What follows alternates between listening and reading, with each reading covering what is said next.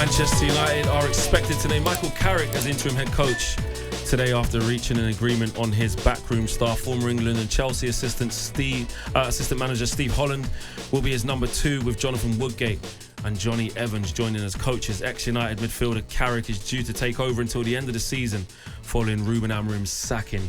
And here's our chief football correspondent Alex Crook with more. We actually reported late last night on talkSPORT that Michael Carrick was now seen as a strong contender for the job. Obviously, at one stage in the middle of last week, it looked like that man to take charge until the end of the season would be Ole Gunnar Solskjaer, but looks like he's out the running. Nothing is signed and sealed as yet. I know there have been advanced negotiations between Carrick and the hierarchy today.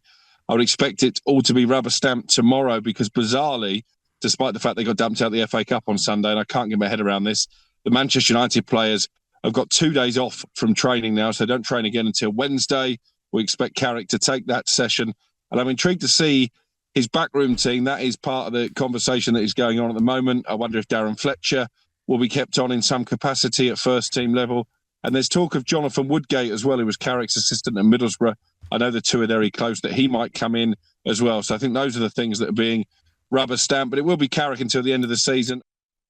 talkSPORT's chief football correspondent Alex Crook there giving us the latest. What we do know since he said that is that Darren Fletcher has declined to be in the first team setup, and he's gone back to his duties and responsibilities in the under-18s, which I think is good. Actually, I do think that's good. Two games was enough for him. He's traumatised by it. He couldn't face doing it again. Exactly, and don't just jump on the bandwagon of just trying to go up levels. Just go back to what you're doing. Stay out of that mess. And preserve your reputation, Darren, because like you said, 2 games wasn't the best. Michael Carrick's coming in, and look, I've got nothing against Carrick the individual. Forget the player.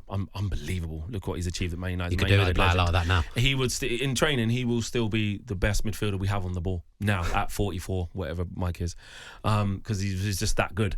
But in terms of what he will bring, because I've got to break this into two sides.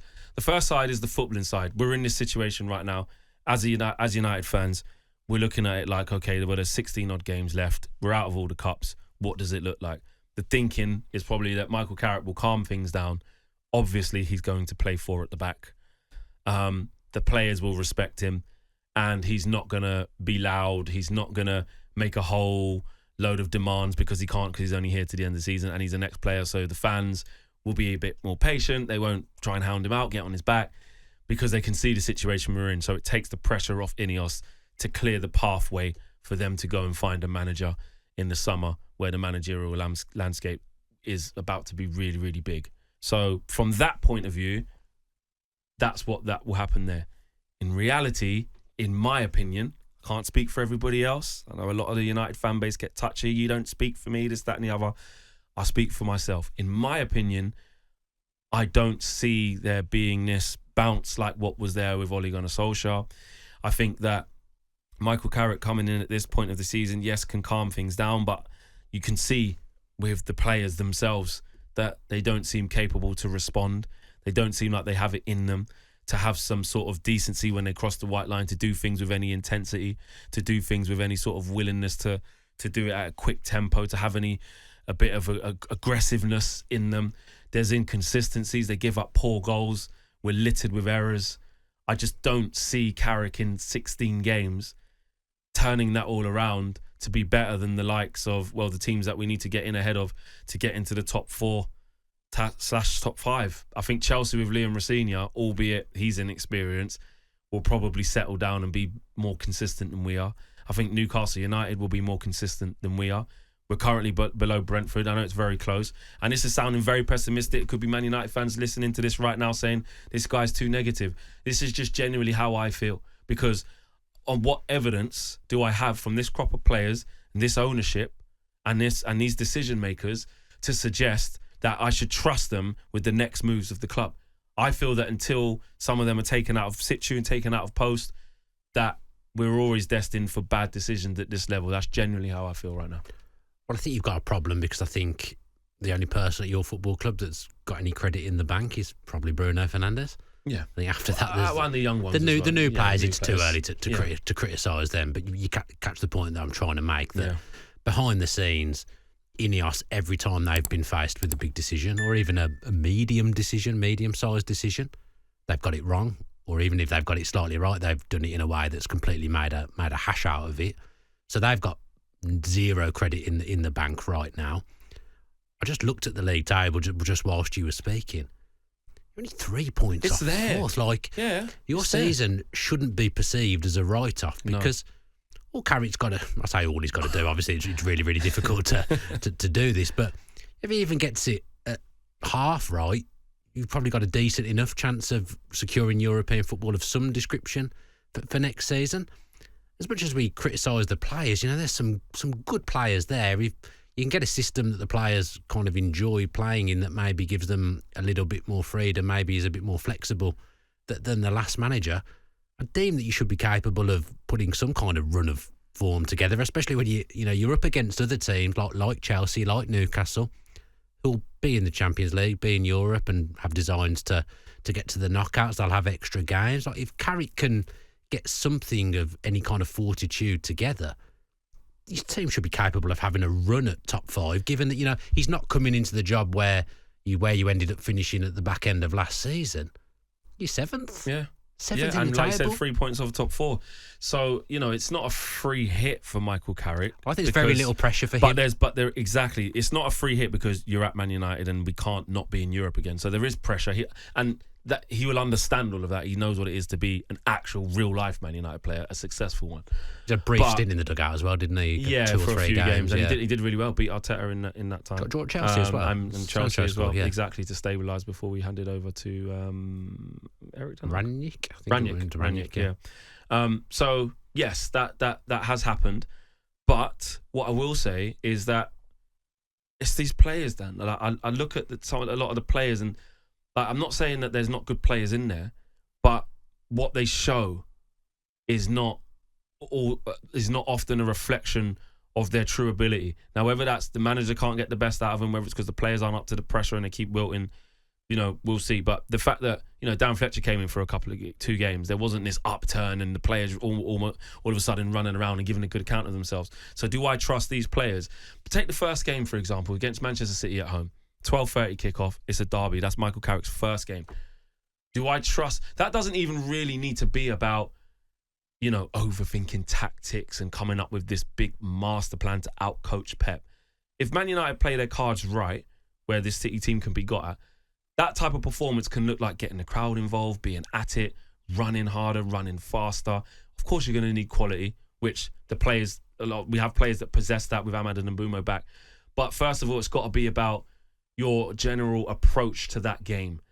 And I don't trust that the players will do that. I don't trust they're going to start running and start doing things the right way. But that's what makes it doubly annoying. Do you not think, though, like there's been when other interims have come in or other permanent managers have come in, like initially, like on a one-off game, they are capable of doing that. It's the problem is getting anyone at that club to do it long term. That's absolutely. The issue. Look, if Manchester United beat Manchester City, if we did that, it wouldn't be the biggest upset, the biggest shock. I'm not saying that because you're right. We can't. We beat Liverpool away this year.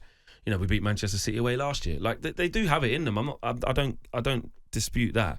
But like you said, on a consistent level, when they really need to show it, they've time and time again this season, they've proved that they can't do it. You don't have a Manchester United spine. At all. That's the issue. Not at all. When I say Manchester United spine, I mean I'm talking about the good Manchester Uniteds over the years. Yeah. You won't get anywhere without a stronger spine. No, and we need to address that. Speaking of things to address, we're going to need a manager as well, a long-term manager.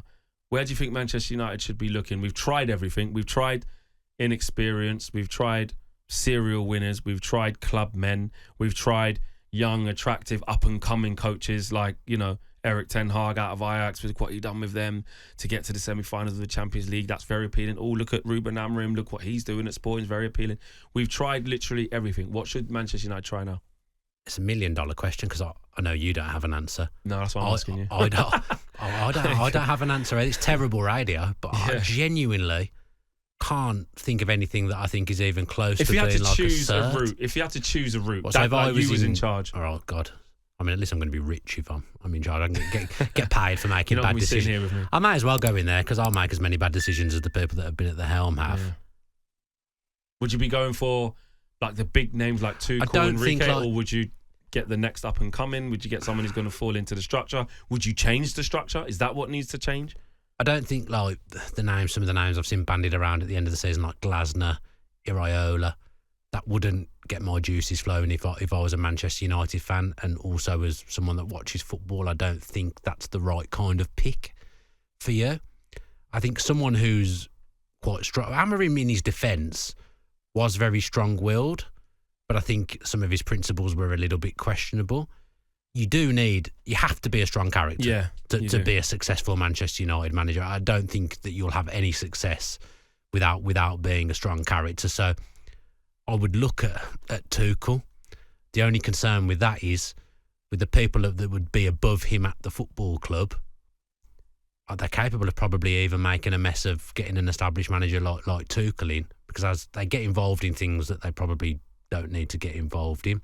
We spoke earlier about the people that are in the top positions of Manchester United are not the best in class. Like Thomas Tuchel I would say would be a best in class manager. Yeah. I don't think he'll hang around after the World Cup for England. I think he'll want to get back into club management after the World Cup. That would be a best in class appointment. Yeah. But above him, like when Sir Alex was there, you almost need best in class people around him, and you haven't got that, and I don't think you're going to have that anytime soon.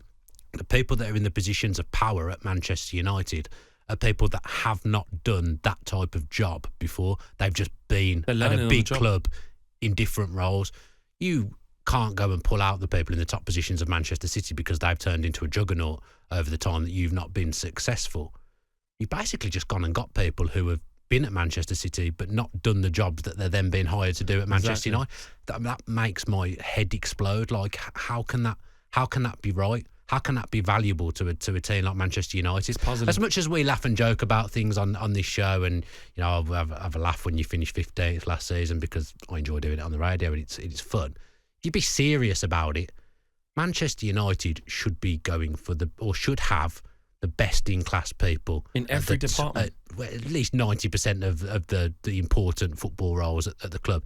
And they do not have that. They do not have even anything that resembles that or is close to it. So when you put all this together, it's no wonder you're in the state that you're in. I'm actually surprised that you're in touch with Liverpool in 3 points. I can't believe that you're in touch with the top four. Season. And that's what I'm saying. It just shows how bad and inconsistent this league is. But Michael Carrick is going to be the new Manchester United interim coach until the end of the season. I'm wishing him all the best. I really am. But it's almost like I feel like saying to him, Mike, you're going to need a lot of luck with this lot. Like, you know, like there's good luck and then there's like, you're really going to need actual luck. Steve Holland with him, I think that's quite a savvy move. That's a good appointment. People will try to have a little bit of lazy analysis and journalism around it. That they're just trying to line up Southgate because it's his right hand man. He's assistant at Chelsea. He's with Conte, with Jose, with Di Matteo, what we're saying about the people in the top brass of Manchester United, like that actually, as an assistant, you are hiring the best in class, and he's in the right place, the right role. And Michael Carrick's probably the right man for an interim, like not past that. So. We shall see. You are listening to talkSPORT 2 Social with William Hill, 18+. GambleAware.org. Coming up, we'll talk Villa with Dan into the fourth round of the FA Cup and being linked with a move for one of their former strikers. talkSPORT.